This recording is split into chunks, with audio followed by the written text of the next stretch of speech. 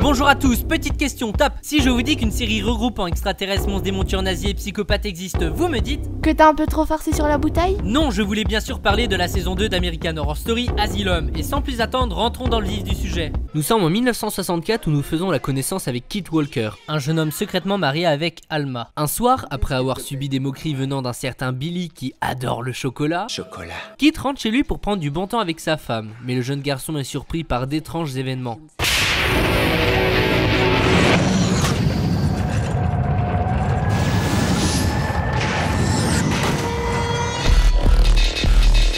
Pendant ce temps-là, une journaliste du nom de Lana Winters arrive dans l'enceinte de l'asile de Briarcliff dirigée par l'église catholique. Avec moi!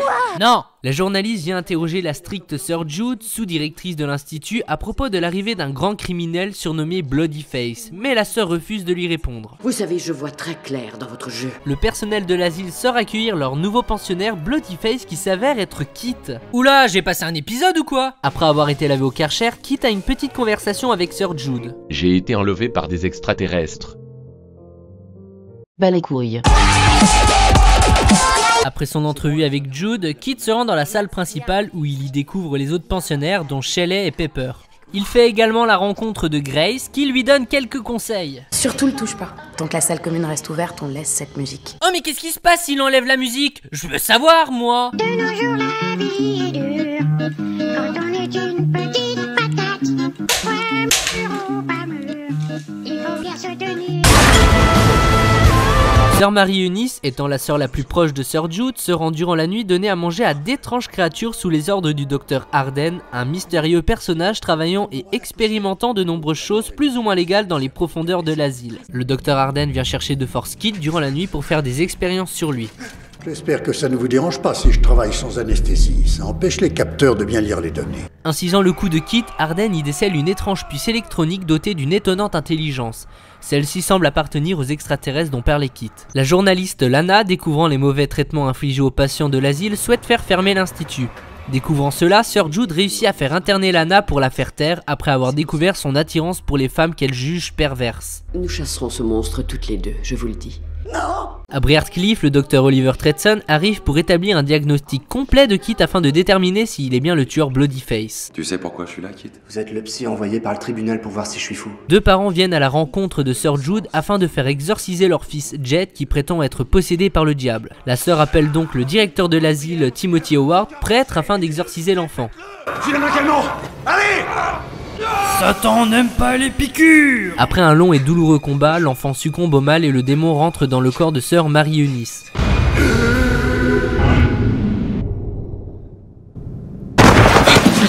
L'intensité du combat ayant ouvert toutes les portes des cellules, Kit et Grace tentent de s'enfuir de l'asile. Malheureusement, la tentative échouera et ils se feront arrêter par les gardes de l'asile prévenus par Lana ayant peur de laisser s'enfuir le potentiel tueur Bloodyface. À l'approche d'une violente tempête, Sœur Jude décide de projeter un film à l'ensemble des pensionnaires. Au même moment, Kit, Grace, Shelley et Lana, rassurés sur l'innocence de Kit, tentent de s'enfuir de l'asile mais Shelley se fait attraper par Arden qui l'emmène dans son laboratoire pour lui couper les jambes. Les trois autres pensionnaires réussissent tout de même à sortir à l'extérieur de l'asile, mais leur tentative de fugue échoue à nouveau puisque les créatures que nourrissaient Sœur Marie-Eunice et Arden attaquent le petit groupe qui décide de retourner dans l'asile. L'asile reçoit une nouvelle pensionnaire qui prétend être la véritable Anne Frank. Mais c'est impossible! La jeune malade qui s'appelle en vérité Charlotte Brown croise le docteur Arden et déclare que par le passé, celui-ci avait été un nazi. Je sais qui vous êtes. Commençant à émettre des doutes, Sœur Jude décide d'engager un détective privé afin d'enquêter sur le docteur. Malheureusement, Sœur Marie-Eunice le tue afin de protéger le secret de Arden qui ne sera jamais révélé. Pendant ce temps-là, Oliver aide Lana à s'enfuir de l'asile et l'emmène chez lui afin de la cacher. Le lendemain matin, ils iront à la police afin que Lana témoigne des mauvais traitements de l'asile afin de le faire fermer. Mais non, ce serait trop simple. Lana rentre dans une pièce remplie d'instruments étranges, Tretson débarque et la fait tomber dans les sous-sols d'une manière très cartoonesque.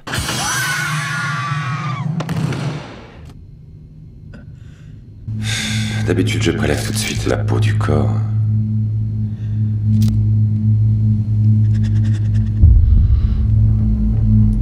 Mais attendez voir. Mais ça veut dire que Kit est innocent! Le lendemain, Lana se réveille et Tredson lui prépare un croque-monsieur et une délicieuse soupe de tomates. Ouais, récompense du bac. Bref, pas tu n'en auras pas. Y'en a que pour moi et mon chat. Tredson raconte alors à Lana que durant son enfance, il grandit dans un orphelinat où il recevait des coups de cravache et qu'il n'a pas eu la chance d'avoir une mère avec qui grandir. Ainsi, il est à la recherche d'une femme du même âge que sa vraie mère. Elle avait à peu près ton âge quand elle m'a abandonné. Lana, comprenant l'instabilité et la fragilité d'Oliver, décide de rentrer dans son jeu et de se faire passer pour sa mère. C'est pas grave, Oliver. Je veux pas que tu culpabilises. Heureux d'avoir retrouvé une maman, Oliver la viole. Après ça, Tredson décide d'anesthésier Lana afin de la tuer, mais celle-ci réussit à s'enfuir. Elle rentre dans une voiture conduite par un homme qui a l'air lui tout à fait calme et serein.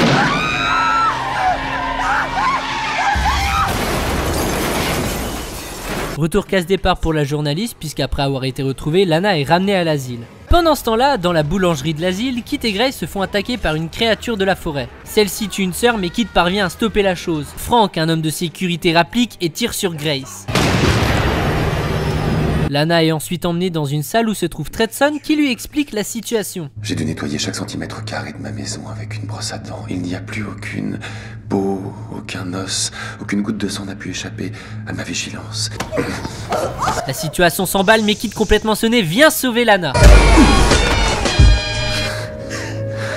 Tredson est ligoté et enfermé dans une pièce isolée du personnel. Sir Jude se fait attaquer par un détenu déguisé en Père Noël, libéré par la sœur Marie-Eunice. Celui-ci étant sur le point de la violer, Jude décide de lui trancher la gorge avec un ciseau afin de s'échapper. Elle sera internée dans l'asile par Timothy pour avoir commis cet acte. Dans les tunnels de l'asile, le Dr Arden déplace la pauvre Grace morte un peu plus tôt afin de l'enterrer. Mais une forte lumière surgit, laissant le wagon qui contenait Grace totalement vide. Après avoir appris qu'elle était enceinte et après plusieurs tentatives d'avortement avec un cintre, Lana retrouve Oliver afin de lui apprendre la nouvelle.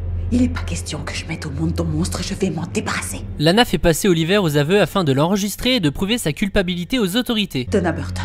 Donna Burton était une infirmière qui adorait parler avec moi. Je la trouvais belle, alors je me suis dit qu'elle ferait un merveilleux tapis. Jérémy Poncho fut un clown pas très marrant travaillant en intermittence. Son maquillage était tellement abominable que je lui ouvris la panse. Comme vous le voyez, je suis un passionné de la grande anatomie humaine. Regardez par exemple ce fabuleux rideau fait à partir de la peau d'un ado. Tony Shepard était une rockstar qui faisait une grosse dépression. Afin de l'aider, j'ai décidé de faire de sa tête un beau ballon tout rond.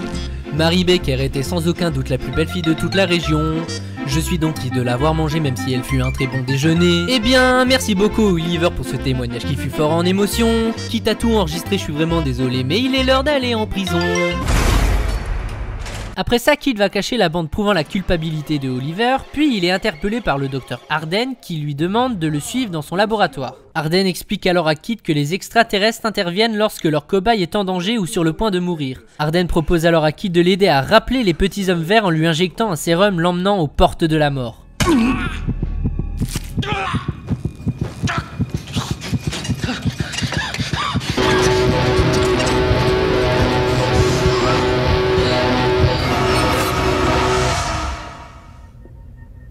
Le bébé arrive à terme. Quoi? Grace est en vie? Et elle est enceinte? Et surtout Pepper, qu'est-ce que tu fous là? Arden réanime Kit et retourne voir Pepper qui lui explique qu'elle est chargée de la protection de Grace et que les extraterrestres ne laisseront personne faire du mal à la jeune femme et au bébé qu'elle a dans son ventre. Lana découvre qu'Oliver a été délivré par Marie-Eunice. Afin de punir Jude de son acte et de ses soi-disant perversions, Marie-Eunice lui fait griller le cerveau. De son côté, Arden met fin à ses expériences et Timothy, qui subit les perversions de sœur Marie-Eunice, décide de mettre un terme à cette folie. I believe I can fly. Fou de chagrin en apprenant la mort de Marie-Eunice, le docteur Arden décide de faire brûler son corps avec le sien. Drôle de fin pour un ancien nazi. Kit découvre avec joie que Grace est en vie et qu'elle a accouché d'un petit garçon. Dans la salle commune, Jude parle à la mère supérieure et lui demande de faire sortir Lana de l'asile. Ce qu'elle fera en lui demandant de détruire la réputation de l'asile de Briarcliff en écrivant son roman. Quelques jours après avoir été donné la bande à la police, Lana rend une petite visite à Oliver. Je suis la meilleure.